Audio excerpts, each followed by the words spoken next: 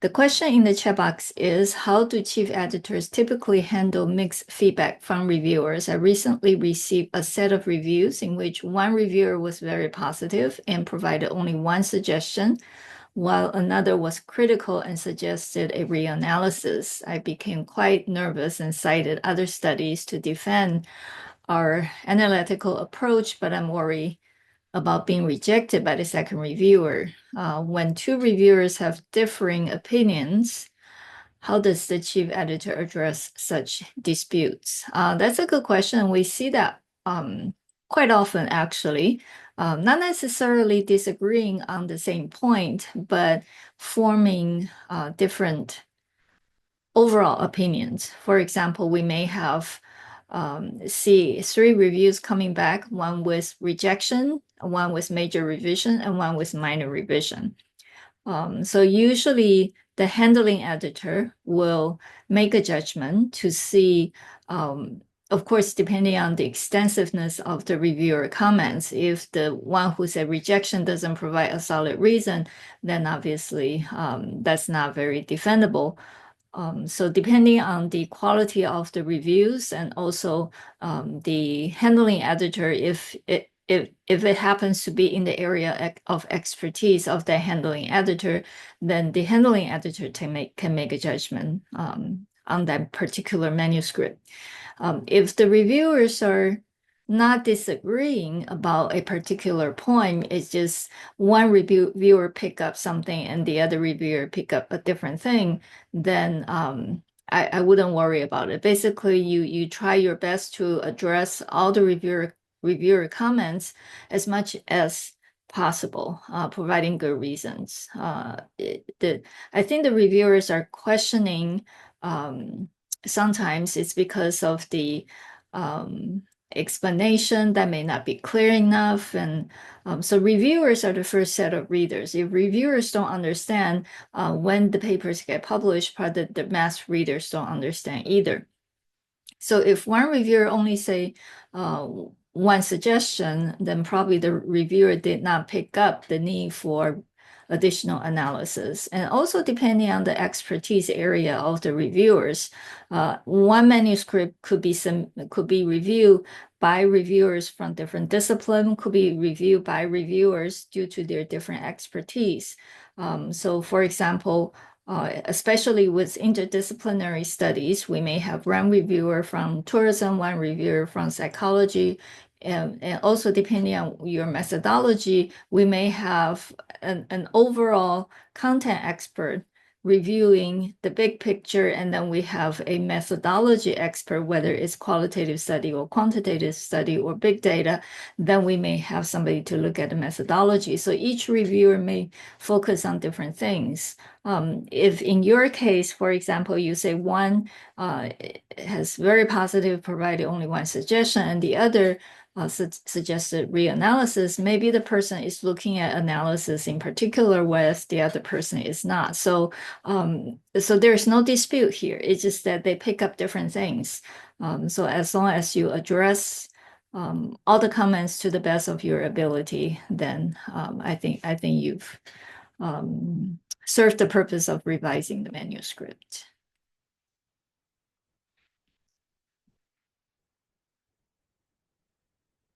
Is it possible, the next question is it possible for the journal to provide a training or workshop focusing on methodology? That's a bit challenging because if we have an extensive number of hours, because usually when we do research methodology workshops, then it's usually a one-day workshop or two-day workshop, because for those who go through some of the doctoral degree programs, you know that some places that they will author a course on a qualitative study, a course on quantitative methodology, another study on maybe advanced quantitative methodology, and each course maybe 40 hours in total. So then you're talking about 120 hours.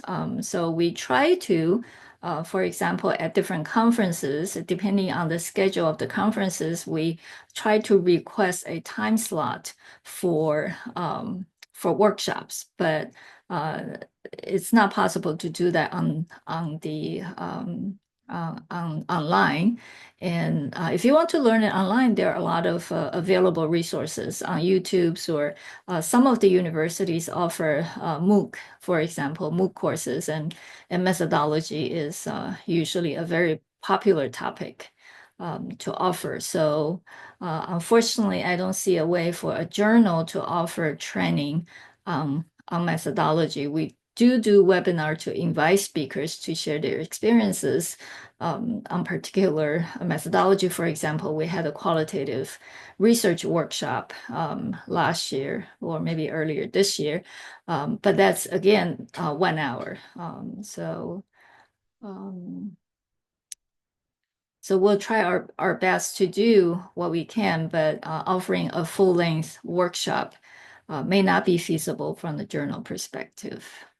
Right. Another question in the chat box is, will the editor or reviewers view a quick response negatively? As we approach the end of the year for our performance assessment, my co-author and I have expedited our revision, and we have 1 month period for the revision, completed it within 1 week, but we are hesitant to submit the revision right away, as it might give the impression that we did not take it seriously. However, we do take it seriously and have worked extensively to improve the manuscript. I don't know about other editors. Personally, I don't look at the time. I mean, there's so many manuscripts in the system, so I would not know when was the last decision made, and therefore, how long did it take you to address the issue? Some people work faster than the others. It's unusual, I must say, for a very quick turnaround. Again, that depends on what was the extent of revision. Very often we have authors asking for revision deadline extension, especially if the reviewer asks for additional data collection, or a completely different direction, or some extensive revision. But I have heard from my colleague, one colleague before, that they turn around just over the weekend, and then were accused of not making proper revision. But I don't know how true that was, or how good a job they did in terms of revision, but they did mention that. So I can't tell you an exact answer for other journals. Hi, Kathy. Can I ask a question, please? Yes, of course. I'm the one who asked about the workshops or training. Yep. Well, my point is, what we learn in the doctoral college usually, of course, we take some workshops and training about the methodology, but this for in general thesis for chapter. But when we write papers, we have to squeeze this section, So I think we usually struggle with that, how to have the comprehensive methodology section in paper, but in short words, you know what I mean? Yeah. So you're not. But do you have any tips at least? Sorry? So you're not talking about methodology, you're talking about writing. Writing methodology. Right. Yeah. Okay. And yeah, I understand your struggle, and that's the struggle for our students as well. How do you turn a 70,000 word thesis into a 10,000 word journal article? And that usually goes through rounds and rounds and rounds of revision. It is a skill that you have to learn. It is a craft. I would suggest you, I know it's difficult, but read as many other people's writing as possible. Not that you want to cut and paste and follow what other people did, but generally get a sense of what is required. And I understand from the author's perspective, especially early career researchers, that you think everything is important, therefore you want to report everything. But but I think basically you answered the question of what did you do, who are your respondents, and the basic W questions. But you made a point, and I will see what we can do in terms of um, offering webinars, writing different sections of the manuscript. So thank you. We were just looking at the reviewer comments, not any particular manuscript, but overall observations about reviews that we received. Quite often, reviewers ask for details. And I understand, again, the struggle between how much detail you want to provide and how many words you have in your paper. But for methodology, very often the reviewers ask for details. For example, how did you determine the sample size? Who qualifies? What are the screening questions? And the dates of data collection, what questions you ask. And so the details are quite often missing. And from the author's perspective, I'm an author myself. Sometimes I overlook that as well. So it does take time for you to realize some of the missing elements. So it is good to put aside the manuscript once you finish it, put aside for a few days and then come back, take a fresh look, and see if you can spot anything that's missing. And another very common comments that we receive is that the manuscript in the current form is underdeveloped. In other words, the authors may wanted to submit to a journal as quickly as possible, therefore did not spend the time to fully develop the storyline to make sure that the potential of the study has been fully presented in the manuscript. And that's really a pity because it is a good study, but you did not do a good job of telling the story. So even though you have the potential, reviewers say this is not ready. If it's not ready and you submitted it, then you simply wasted an opportunity. If the journal happens to reject the study, reject the submission based on reviewer comments, then you're losing that potential opportunity to publish in that particular journal because now I'm sure this is true for many journals. You only get one opportunity. Once your paper get rejected, whether it's desk reject or after the reviewers comments come back, if it's rejected, then even though after you want to make refinement and polish your paper, the same papers cannot be resubmitted to the same journal. So make sure that your paper is ready, definitely ready before you submit it through the system.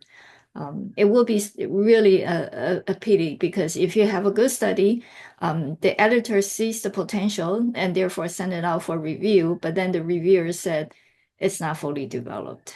So you're again losing that opportunity, right? There's another comment question in the chat box. Will the overlap rate be displayed automatically in the submission system for the editor? My previous institution did have an account on platforms like Authenticate, but I no longer have access to such services. Should I check my manuscript on Turnitin to ensure it has a low overlap rate? Absolutely. Yes, all the manuscripts show up in the system with a similarity check result. So we go through each and every submission and we look at the similarity report of the submission. Different software, for example, Turnitin or Authenticate or some other programs may tell you a different percentage, but roughly because some software is more sensitive than the others, but they should be similar. And not only we're looking at the total percentage, but we're looking at the system will flag the paper if similarity with a particular publication is over 1, 2, 3%, then we need to look into that particularly to see where did the similarity. So what is the acceptable percentage? Ask in the chat box. The author's guide, if you go through the guide for authors, it's available on the website. For tourism management, we're expecting a total percentage of up to 15% with no more than 1% for any prior publication. Again, I don't know about other journals. You may want to check the guide for authors. It's all there. That's another thing. Make sure you read the author's guide before you submit the paper, because each and every journal, although we're all quite similar in terms of the big items, right? So you want to make sure you have the abstract keywords and all that. But then each and every journal may have some particular specifications in the guide for authors, including the scope, including the positioning of the journal, any particular methodology requirement, any supplementary information requirement. So make sure that you check the author's guide before you submit.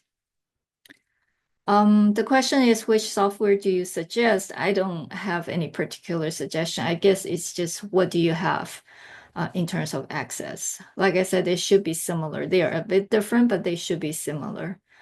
And I understand some subject areas, the similarity could not be avoided. For example, formula, right? Or if you do a quantitative study questionnaire, then the measurement item, for example, you use published measurement items, then the duplication of those cannot be avoided. So in addition to the percentage, we do look at where did the similarity come from.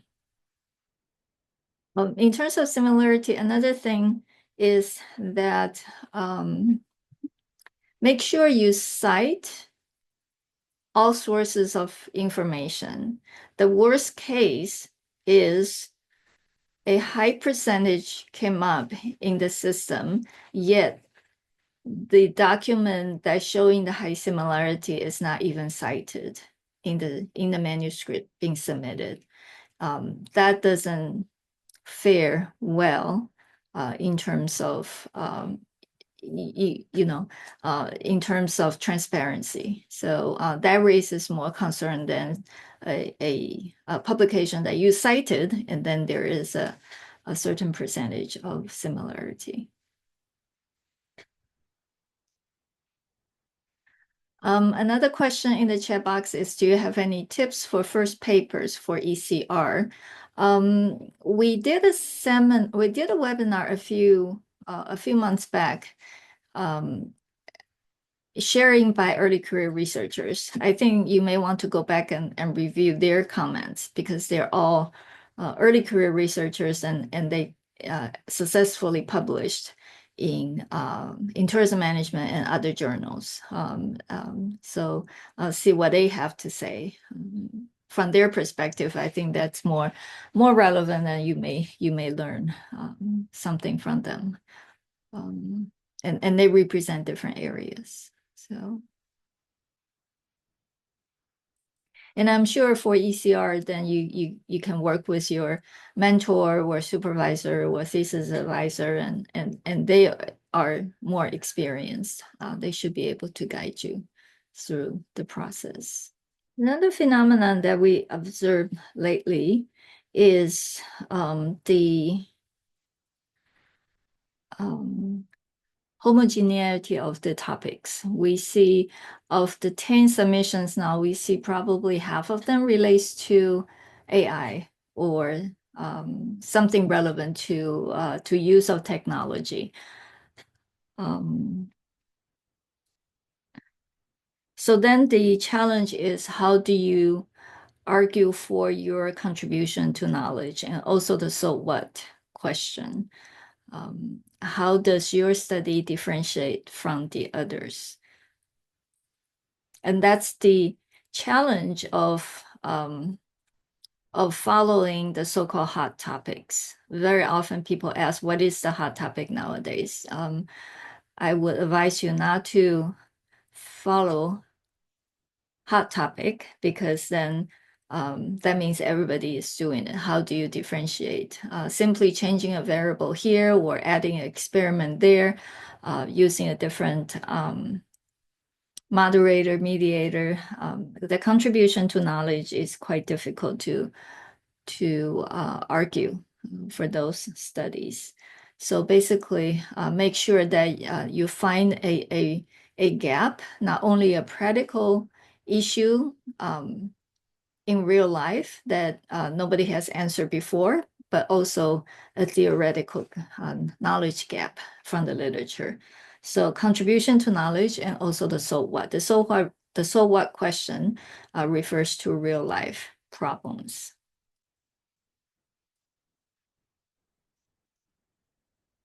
And that's a challenge for people who have never worked in the tourism industry. We do see, we encourage interdisciplinary investigation, and we do see more and more submissions from researchers outside of the tourism discipline, and we welcome that, whether it's from management, business, IT, psychology, environmental studies, or different disciplines. But then very often they face the challenge of answering the so what question. For those submissions, either they use tourism as simply a study context, they collected data in hotels, or they collected data online using experimental design and simply saying, imagine you're going to this city in the next month or so, without really addressing what problems are faced by the industry. In that case, then the so what question will be more difficult to answer. So those are the weaknesses that we see in some of the submissions as well. And those papers are usually are critically reviewed by reviewers. In the chat box, the statement is following your point about the so what question. How do you maintain a passion for research and consistently conduct high quality work? I know that journals consider practical implications an important criterion. However, sometimes, even when we include them in our writing, I still feel that these implications remain disconnected from real practice. I believe that conducting research doesn't lead to tangible changes in practice, which somewhat diminishes the meaningfulness of the research process. It is, isn't it? And also not only about publication nowadays, with the UK with the UK REF, and then now in Hong Kong we call it RAE. Impact is a big part of the research assessment exercise or research evaluation framework. So we have to demonstrate the real life impact of our research. Right. So what we suggest is to engage with the industry early on. Before we start doing the research, you may want to talk to some industry people, whether it's tour operator or hotel manager, depending on your topic. Talk to them first to see if this piece of research is worth doing, because eventually when you write up your manuscript in the introduction, not only you need to identify the theoretical gap, but also what is the practical significance of the research, right? So without knowing what's happening in the industry, then we're just dreaming up the questions. We thought it's a good idea, but then actually the industry people don't care. So engage with the industry early on in the study, check with them. Is that a real question? If I answer this question, would that be helpful to you? If they say no, then there's no real life reason to conduct the study, isn't it? Then we're just going through the exercise for the sake of doing research, for the sake of publication. And then nowadays, many of the journals and also universities and institutions encourage their staff, their researchers, to publicize their results through social media or through other means. For example, some universities now publish a layman version, a layperson version of the difficult to understand journal papers. So then you get to write up a short piece to explain to people on the street what does your research find and what does it mean? What real life problems can you solve? So we have to communicate with the industry so that they understand what we're doing. I know it is time consuming. Actually, we're trying to do that at this even for me, it is very time consuming. I'm trying to talk to different stakeholders and trying to sell them the idea that we developed and say, can you use this, right? So it is a challenge, but if the research that you develop actually can help even just one hotel or one tour operator or one destination, then it all make it worthwhile. So yeah, I understand, especially the practical implication section for early career researcher, especially for graduate students. That's the chapter very often I ask them to write and rewrite, to expand, to be more specific, to tell the industry what exactly can they do rather than just make generic statements that this study can help them understand this. So what happened after they understand this? What else can they do? So the recommendations need to be very specific so that they can pick up the points, right? There has to be some very concrete takeaways from the study. The other question in the chat box is, may I ask whether TM accepts papers that have been published in conference proceedings? We recently registered for a conference and the organizer informed us that our paper was nominated for the Best Paper Award. However, to receive the award, they mentioned that we must agree to publish our full paper in their e-proceedings, stating that this is a standard practice. May I know your thoughts about this? Once it is published, unfortunately, you have to rewrite it because it will show up in the similarity report. We don't call it plagiarism. That's a very awful term, isn't it? It's a similarity report.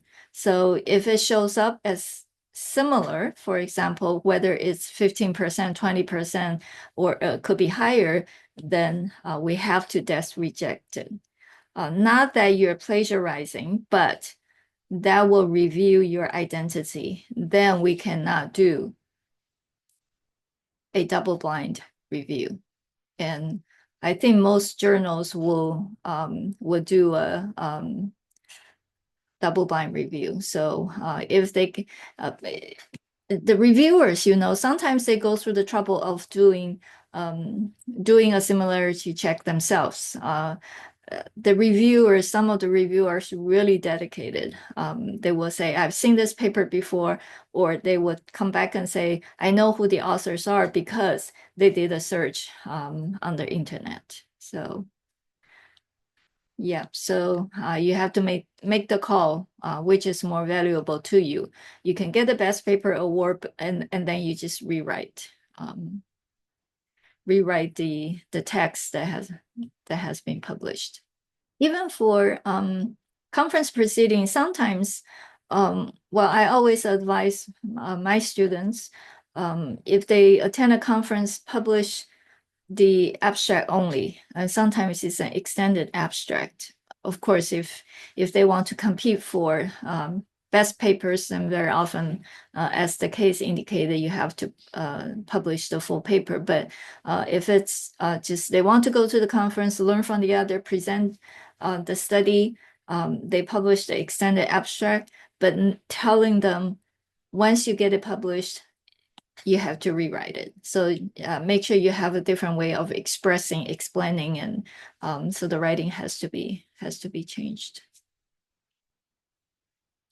Another question in the box is, if I may, could I ask for your observation and any other key trends that medical is tracking in relation to measurement for tourism interaction. I'm curious about any innovative methods or approaches from the medical field that have been applied to tourism research. That's a good question.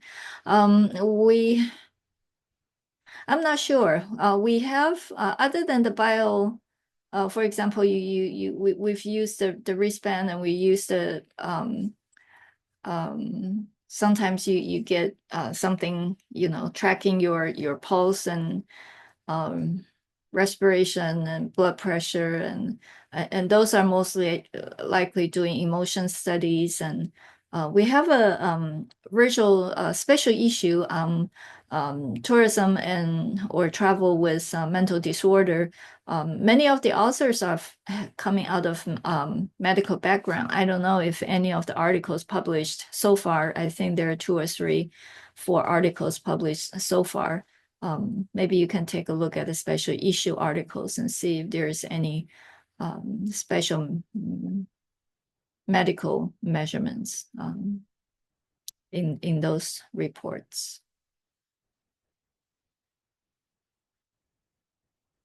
So yeah, so far of the papers that I processed, I've only seen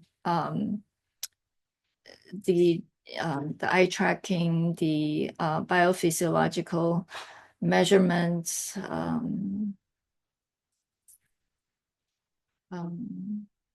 using face reader to measure expression. I haven't really seen any sophisticated big data using medical big data. I guess ethical issue would be difficult to resolve for access of patient data. But we do see more and more interdisciplinary between tourism and different branches of the medical sciences. The next question is how the editor view a reviewer gave a suggested modified research model, such as below are some suggestions for improving the study model, but the other 2 reviewers did not address the issue of the study model and to deal with such suggestions when the journal has given a major revision. It's up to the authors. The reviewers are simply suggesting an option. So first you have to look at does that option make sense? Does that option have the required relevance and significance and theoretical support?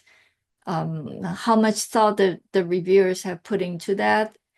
Is it just an afterthought? It is out of nowhere? Or if you agree, of course, you can follow the suggestion. If you disagree, then in your response to reviewer comments, then you need to provide reason why you disagree. It is okay to disagree as long as you have a strong reason to do that. Again, if it's only 1 reviewer out of 3 making that suggestion, it doesn't mean that the other 2 reviewers will disagree, right? Because they each look at the study from their own perspective. It just happened that 1 reviewer picked that up and make some suggestion. Then it's up to the authors to decide whether the suggestion makes sense or not. If you do disagree, then like I say, you need to provide rationale for the disagreement. Maybe the reviewers, maybe that particular reviewer misunderstood some of the things that you stated in the manuscript, or that deviates from the original intent of your study. But you respond to the reviewer comments professionally, politely, and in a friendly manner. I think one of the first webinar that we did last year was about responding to reviewer comments. So if you're interested, you can go back to review that webinar. We have 3 experienced reviewers share their perspective on how authors should address reviewer comments. So all the videos and that particular video is available on YouTube. How about guide for authors? Make sure you read the journal to which you will submit, because like I mentioned earlier, even though pretty much all tourism journals now follow the APA style in terms of referencing citation, preparing tables and figures,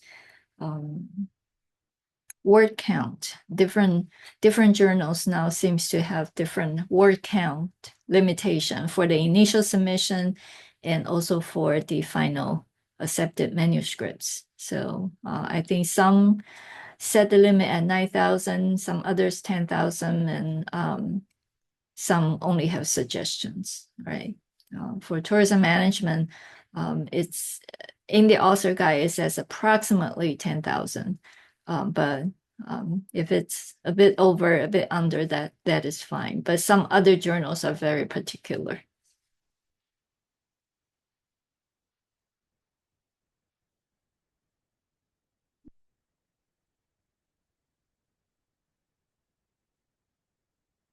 Especially for research notes. I think there is a big variation.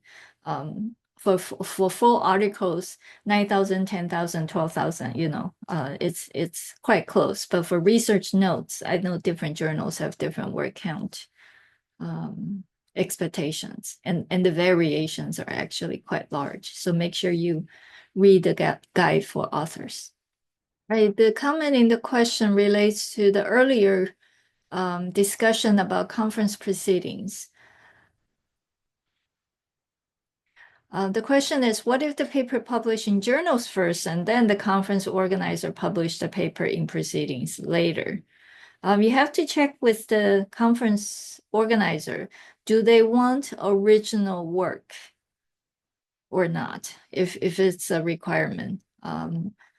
Some conference organizers, sometimes they have that in their call for papers. For example, only original work can be submitted, but some may not. So check with the conference organizer. The same thing with thesis, actually. That's another point, because if you have your thesis online, and that's where a lot of the universities, after you graduate, then your thesis is deposited at the institution's library, then that becomes public.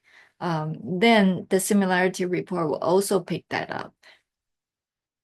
So the message for students, whether it's master's or doctoral students, is that if you plan to publish your study based on the thesis, then you better submit your papers quick before your institution put your thesis online.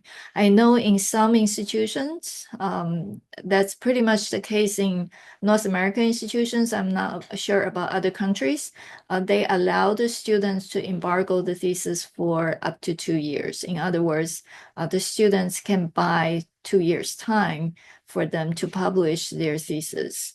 If the thesis is already online, the similarity report will pick that up. Again, we're not accusing anybody of plagiarism. It's your work.